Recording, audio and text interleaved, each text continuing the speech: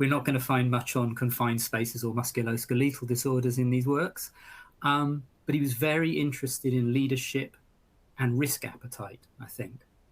And one of the things I always have to sort of caveat these sessions with, and we started with the safety leadership lessons of Star Wars back last year, is that safety leadership is leadership. There's not some kind of special safety leadership that is separate from leadership. It's about actually leading people and encouraging them to do the things that you want them to do that are also good for them.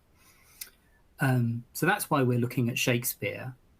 I think the ones we're going to focus on mostly are the tragedies and one particularly of the histories, because those are about those are primarily about leaders, kings and generals. I mean, there's one exception in the tragedies, which is Antony and Cleopatra, but it's that's an amazing work, but it's very hard to draw lessons out of because it's such a kind of weird modernist, kind of like a cubist picture of two people.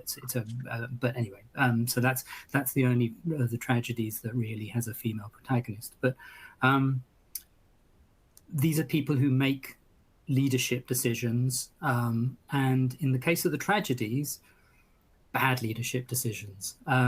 The Aristotle defined tragedy as great men laid low by reverses brought on by their own misjudgments or their own character flaws, but often more the misjudgments than the character flaws. It's more interesting if they're not in themselves completely just hobbled from the start, but they just take the wrong path at a certain point.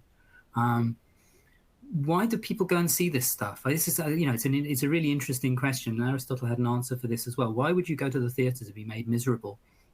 And his to watch other people's misfortune. And his answer is that it's catharsis, that it kind of brings it. We live it through them so that we don't have to do it ourselves. It's like a kind of, it's a bit like kind of throwing up emotionally.